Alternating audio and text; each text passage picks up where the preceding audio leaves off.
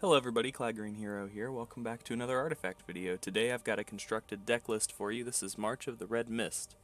March of the Red Mist is a very push-heavy strategy. Uses red and black along with a splash of blue. The name, of course, Red Mist, refers to the barbarian people led by Sorlikon, as well as Axe formerly, if you follow the lore. And then the other half of the name, March of the Red Mist, comes from Tinker's March of the Machines. Alright, so the basic strategy behind this deck is to, put Sorla down in a lane, put some assault ladders in, and get some easy tower damage in, and then go face with Sorla, and then Kana helps go wide in one of the lanes as well. And we're just going to go over the deck list, and then I'll follow this up with a budget, talking about ways you can scale this deck list down, build it for a little bit cheaper, and then we'll do some games of it. Alright, so best place to start is the heroes and why they're in the deck. Starting with Axe. Axe is a 7/11 body with signature spell, 6 mana Berserker's Call. Choose an allied red hero, it battles its enemy neighbors. He's mostly in here to just carve a path. He's a big beefy body that can just take out a lot of creeps with him. We don't have a lot of creeps in this deck, which is weird for an aggro deck. Most of our ability to go wide is going to be through spells and crowd control and whittling down our opponent's board to get in some cheeky damage. And then next up is Legion Commander. Her stats, she's a 6/1/8 with 2 Retaliate, and then you mostly pick her for duel. Choose an allied red hero and another unit, they battle each other. So any unit that's in the same lane as Legion or Axe, you can pretty much take them out with duel. It's really good for taking out heroes or even just a creep that happens to be in Sorla's way, because any chance you get, you want Sorla to be able to go face. Sorla is an 8/6 that does 4 extra damage to the tower, and then her signature spell, Assault Ladders, is an improvement. You can put that on any lane, and then allies deal 2+ damage when attacking a tower. Alright, that synergizes really well with our 4th hero, the one that comes out on turn 2, Kana. She's a 2/12, and then her passive makes all of the melee creeps deploy in her lane, and then her signature spell, Prey on the Weak, summon a Hound of War for every damaged unit. Hound of Wars are 2/1 units. So, very weak creatures, but they go wide super easily. And then with Assault Ladders in a lane, if you get 2 of them down especially, you can go lethal in one turn if you're lucky. And then Tinker, March of the Machines is the big reason he's in here. His stat line is a 7/5, and March of the Machines is an improvement. For 3 turns, it's basically a conflagration, except it also does damage to the tower. So you get to run 3 of them. It's black. It's pretty nice. I would just run conflagration in the deck, but red and black are the main colors in this deck, and we can't afford to run 2 blue heroes. Okay, as I said before, the creatures list, the creeps are pretty slim pickings in this deck. Don't really have room for a lot of them, but the ones we do have are really good value. We have Stonehall Elite, 4/2/2, and then every time a unit blocking it dies, it gets +2 attack and +2 health. So this guy can really snowball. If you put him on a lane that just has a bunch of creeps in it, he's really good at defending and stalling a lane out. You'll find most of the time when you pilot this deck that you'll give up on one lane super early and just base race them, because this deck is really good at that.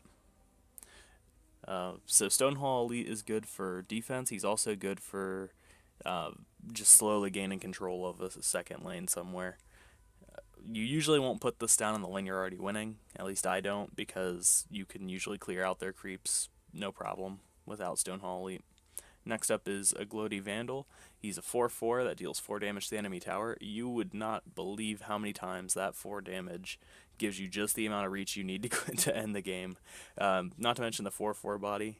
So if you play him on a lane that you're kind of wide in, and your opponent is trying to soak as much damage as possible, a Gloaty Vandal for 4, you get an 8 extra damage onto the tower, 10 if you have Assault Ladders out. So he's really good for just 4 mana, and you'll usually play this in the lane that Sorla's in almost every time. But he's still a nice large body. He can creep block if you need him to on defense. So he's got a solid spot as long as black is in this deck. And Red Mist Pillager. Red Mist Pillager is a 4/2, and after the combat phase, if Red Mist Pillager dealt battle damage to the tower, summon a Red Mist Pillager.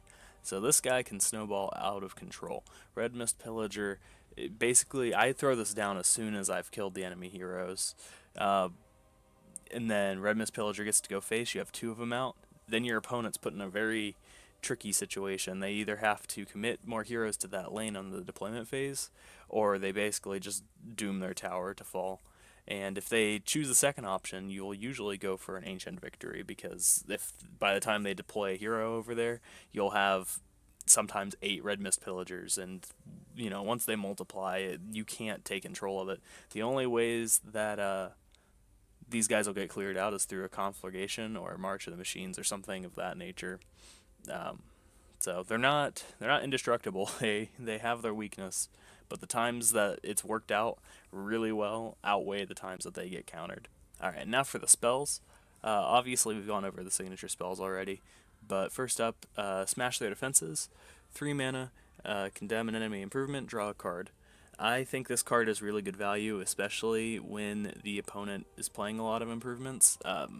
Ones that you really have to look out for are like Steel Fortification or Burning Oil, those really defensive ones. Green has a few of them too, like Verdant Refuge, I think it's called, Enchantress's signature spell. So Smash Their Defenses is really good for any sort of annoying improvements that the enemy can use to stall you out. Next up, 3 copies of Slay. Condemn an enemy creep. Well, I guess you can condemn any creep, but I haven't found a reason why you'd want to condemn your own yet. Anyway, condemn a creep. This is really, really good for Sorla. I usually just use this to kill whatever's in front of Sorla so she can get more face damage. It's cheeky, but I mean, And it's also really good in case you're running against a gold deck. They get a Horn of the Alpha out. At least you have a few cards to try to get rid of some of their Thunderhide Alphas or their Thunderhide packs. Yeah, Slay's a very versatile card for only 3 mana. Why not run 3 of them? Next up in blue, one of the reasons we're splashing blue with Kana, this works really well. 4 mana Dimensional Portal, summon 3 melee creeps. You have to do this in the active lane. I used to make the mistake of thinking you could do this in any lane. Call the Reserves. Call the Reserves lets you summon 2 in any lane. I get that one and this one mixed up a lot. But you don't need to ever put this in a lane that Kana's not in. The whole point is to help the creeps snowball in Kana's lane already. So, yeah, it's really good. Makes your board wider, as we already talked about. With Assault Ladders, that, it compounds very quickly. Next up, 2 copies of Gank. Choose an ally black hero, choose another unit, they battle each other. This is really good removal. The only reason we're running 2 of them is because we only have 2 black heroes, and they're not the tankiest black heroes. We usually want to keep our black heroes alive. We're only going to kamikaze them with this if it's really good value. Alright, moving up to 5 mana, we have 2 copies of Enough Magic. Proceed to the combat phase. This is really good. Obviously, you'll only use this when Axe or Trezin are in the lane, but if you have lethal or you have a board state you really like, this is the perfect time to use this card. I actually had a game once where I had 2 of these in my hand, and an opponent was running a gold gain deck. They had their Horn of the Alpha, and I used Enough Magic 2 turns in a row to keep them from getting the Horn of the Alpha active off, and I ended up winning the lane because of that. Alright, to complete our blue splash, we have 2 copies of Lost in Time. Give 3 random cards in opponent's hand plus 3 lock. This is a great card to splash in blue. This will always give you value. Anytime you have the chance to play this, you should. You'd be amazed. It's weird because you don't feel like this card's doing anything, but if you could see your opponent's hand, you would know how much this card is really doing for you. 3 cards in their hand plus 3 lock at this point in the game. That'll be locked until mana turn 9. That's a really big deal. That's when most decks hit their win condition, and you're just stalling them out. And this deck, you'll win almost every game by mana turn 9. Like, they'll never get their cards out of lock once you get this off. And finally, closing the deck list out with 2 copies of Time of Triumph. Modify allied heroes. in this lane, it's only this lane. Modify allied heroes with +4 attack, +4 armor, +4 health, +4 cleave, +4 retaliate, and +4 siege.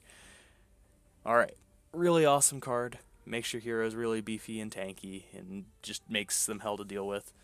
The thing that really means a lot in this deck is the +4 siege. This will give you the reach you need to close a lane out.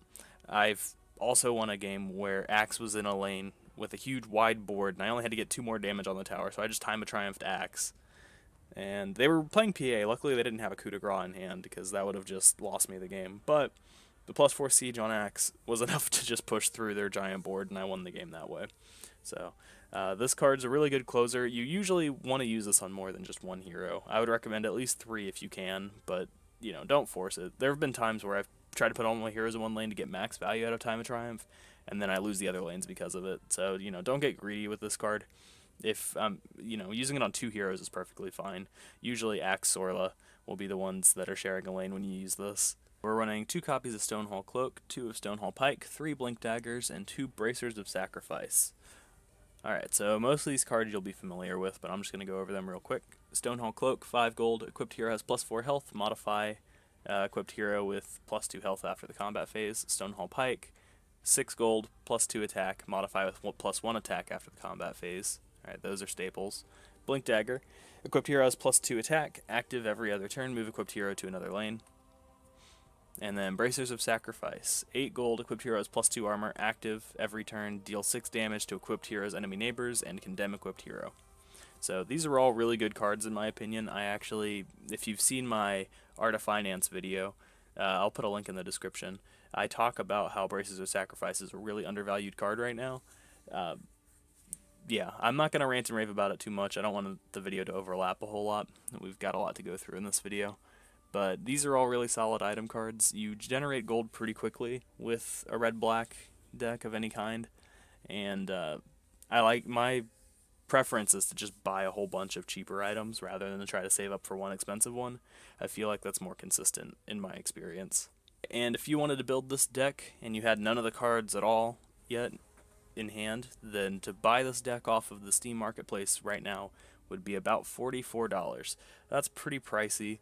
Obviously, most of the price comes from Axe and Kana. And Tinker's a little expensive for some people.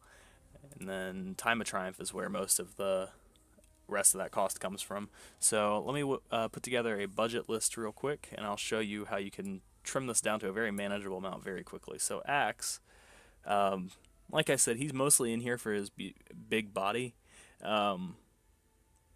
For a while, before I actually bought Axe, I ran Keef in his place, and it worked perfectly fine. So we'll go ahead and take Axe out and put Keef in there. I can't physically put Keef in the new deck list because you can't buy him. He's in everybody's collection by default. Kana, like I said, was a recent splash, but we'll keep her in there for now. Tinker, if you take him out, unfortunately the namesake of the deck is gone, but I've had luck with Winter Wyvern in his place. Winter Wyvern's good for getting a last little bit of damage in with her Arctic Burn. Every other turn she can move to an empty combat position, and she gets +4 attack. You can usually get some extra damage to a tower doing that. Alright, and then Time of Triumph. You can take these out, honestly.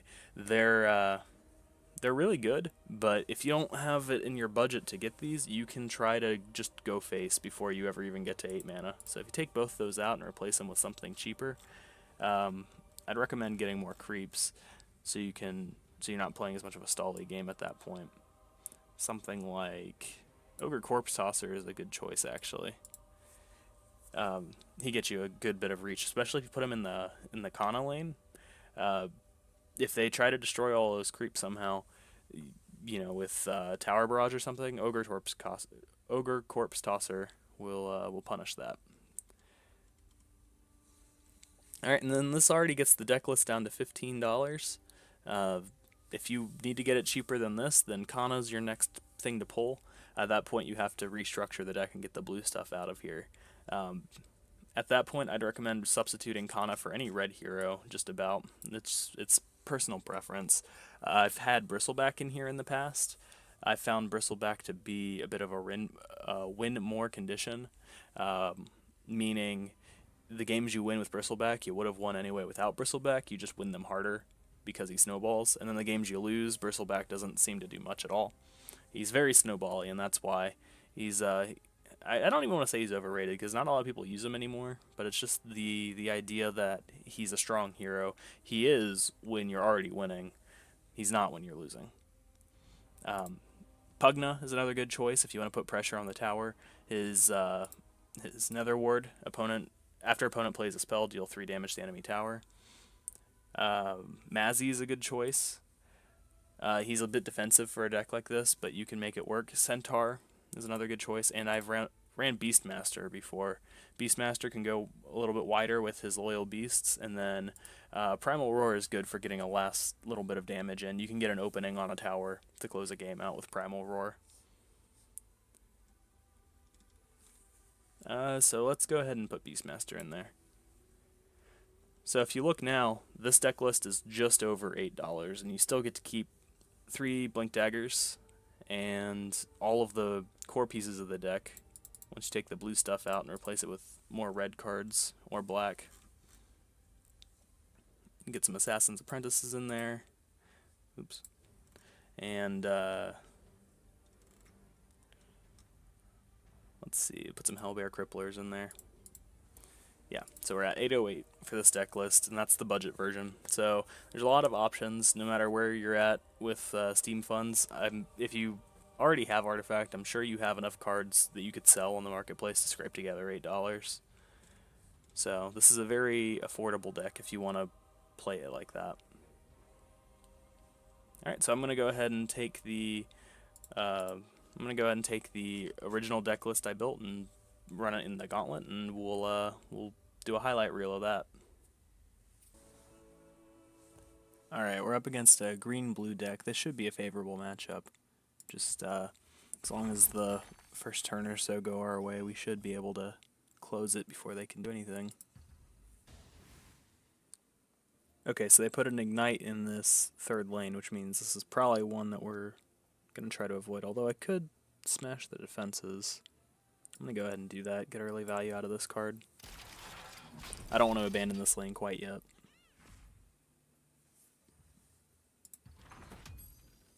So the right lane's going to be pushing toward us. We pretty much have to put Kana mid, which you usually don't want to commit Kana to a lane that already you're winning very dominantly, but we could try to go for an Ancient Victory potentially here. And I'll have to deploy Tinker probably in the right lane after this. It looks like left is dead lane right now. Do we want to put Blink on Sorla? I feel like Blink would be better to save for Kana in case we need to change lanes later on. Yeah, we're going to save Stonehall Elite for that third lane. Yeah, so this is the lane that they're really heavily trying to push right now. They've definitely committed the most resources to this lane. Which means they're probably going to end up winning this lane, but I think I'm going to try to stall them out as long as I can in the process. When the Legion stands united, none can defeat us. Alright, so Sorla is dead. Killed with the Zeus passive, so we're going to see how that pans out. We're going to have to fight harder for this right lane now. We could duel to get rid of Ogre. I'm going to go ahead and do that just for the tempo in this lane.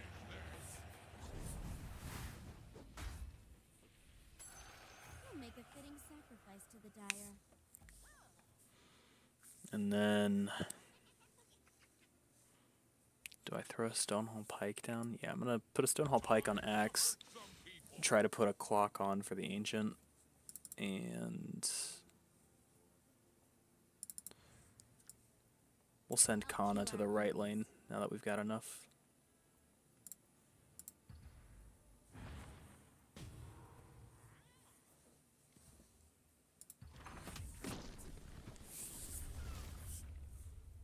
There. Now hopefully this right lane will stall out and we can try to get some board control back.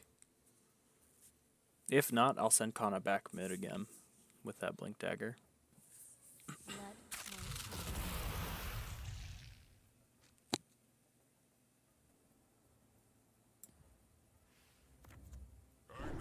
thought I'd fight alongside the Bronze Legion. Alright, so they've got lethal on that tower next turn, unless... I guess once I get creeps there, that'll help a bit. I'm gonna go ahead and grab a TP just in case.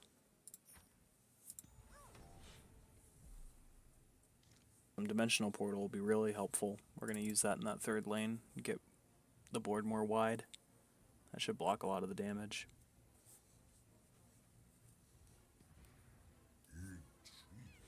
I think they're gonna try to KO this tower this turn, which is fine. They're not gonna be able to.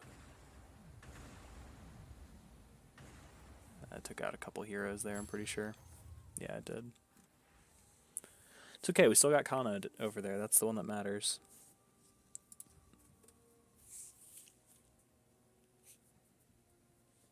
And they've got 3 heroes committed to this lane, which is pretty bad for them.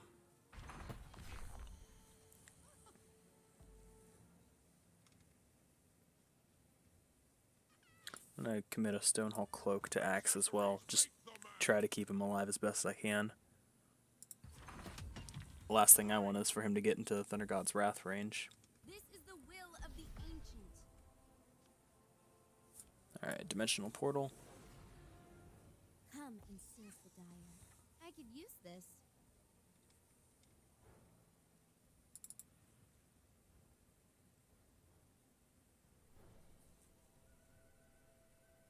Trying to decide if I want to use a TP to get her out. Or if I want to use Blink Dagger next turn. No, I'm going to TP her out now. I don't have time to wait.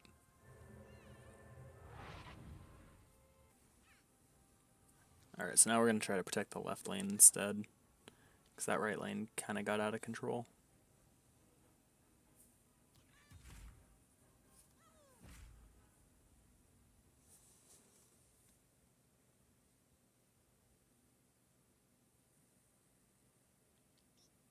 And the best we can do right now is put the Bracers of Sacrifice on Sorla. I take no pleasure. Maybe get some collateral damage in the process. I'm going to try to throw some Assault Ladders in the middle lane before they kill her. That might be too greedy, but I'm going to attempt it. Just what I needed. Leave nothing but ash and rubble. Honestly, if they want to leave the board state like this, I'd rather just not take as much tower damage this turn.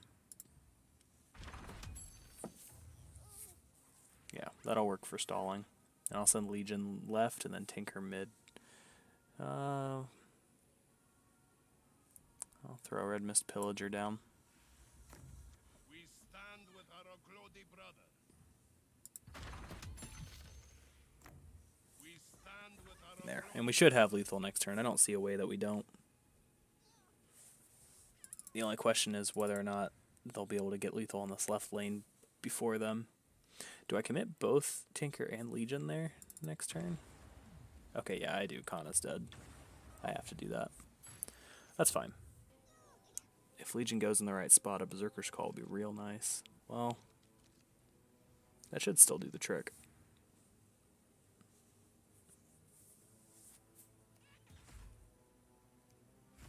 And we have a duel. I could Time of Triumph, but there's some shenanigans that could take place other than that. Yeah, I'm going to go ahead and sacrifice Legion with Berserker's Call. And then I can use Laser to finish Drow off. Or if he blinks Drow, then I'll just get Zeus instead. Oh, or Gust. Can I still use Laser under Gust? I don't think so. That's fine. Might have lethal here. If he passes the lane, I have enough magic, so the game's pretty much over as soon as he passes without lethal.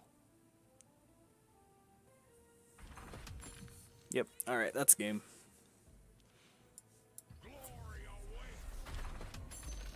And that's how it's done.